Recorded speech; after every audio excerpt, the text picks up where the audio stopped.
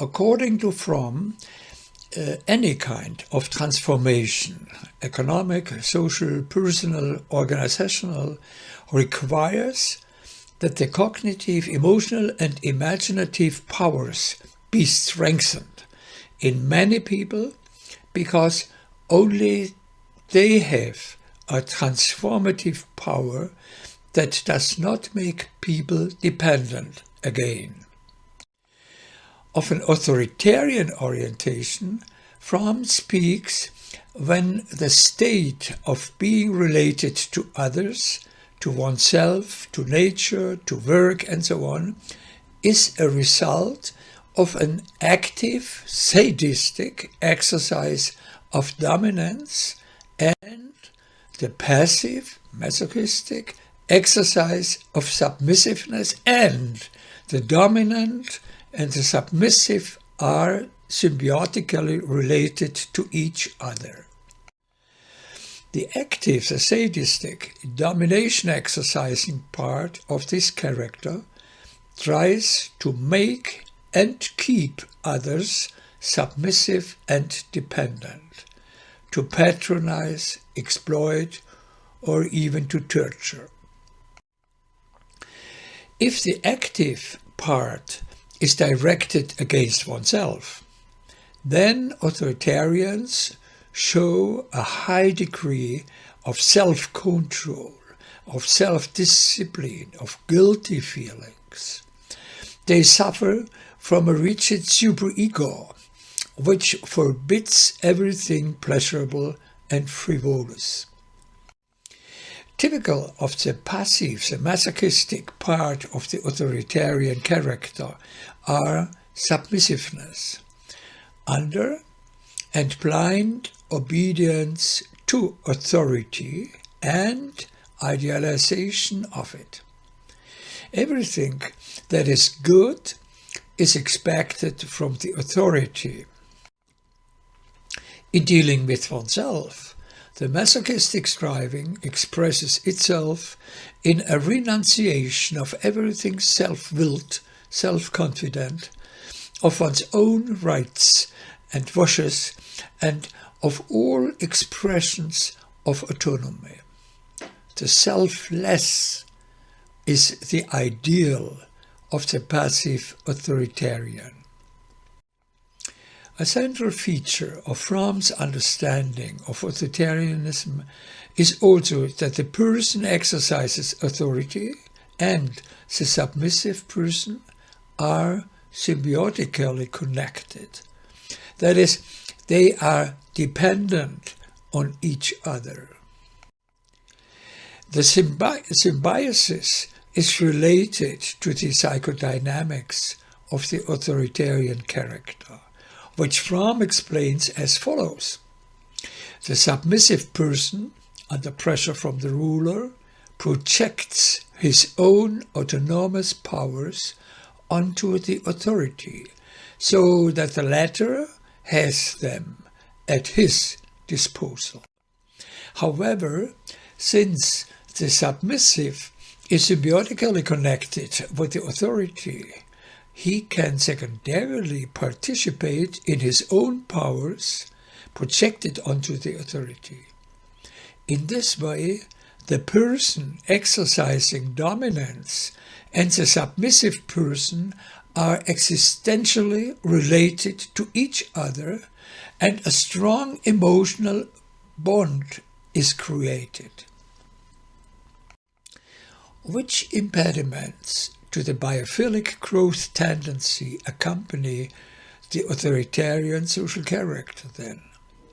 Let us first ask about the strivings that are strengthened and the values that are emphasized.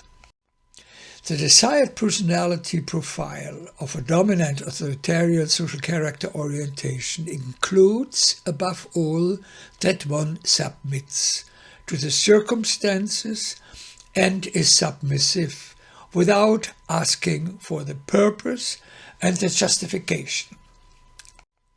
Loyalty plays a very important role in all relationships and is often only attainable by faithfully bowing to circumstances. Obedience is a central value in authoritarian education, which is learned through castigation. Disobedience is the worst sin.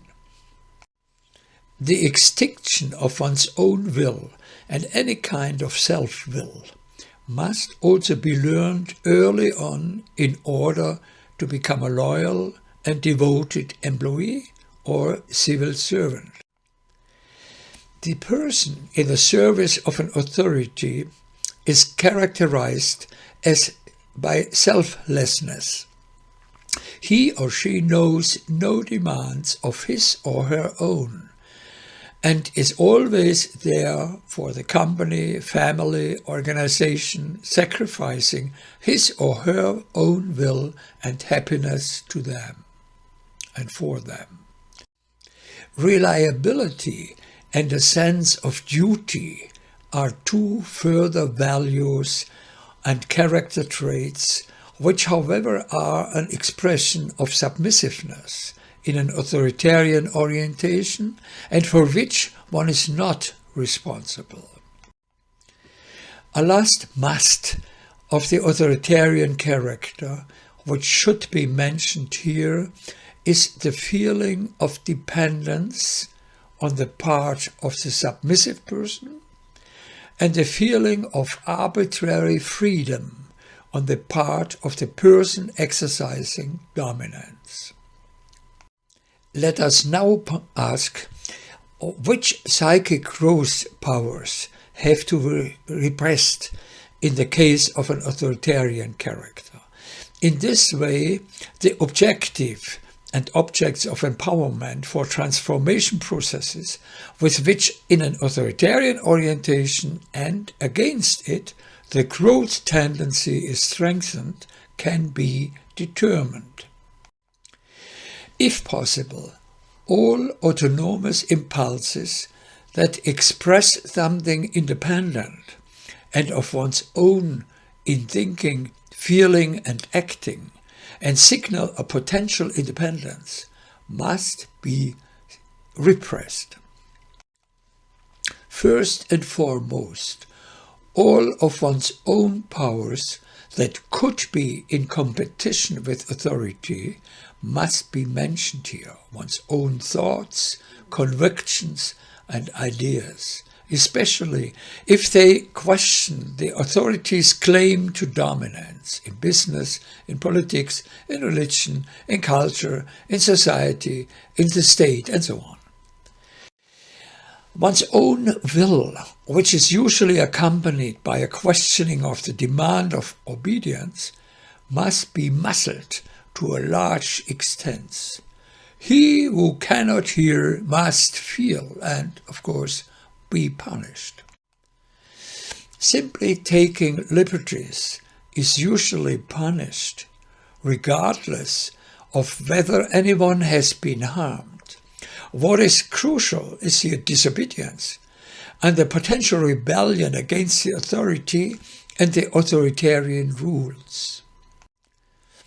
All forms of self-determination are dangerous, regardless of whether this refers to family or professional role attributions or religious rituals, the gender question or sexual preferences or political expression or artistic freedoms.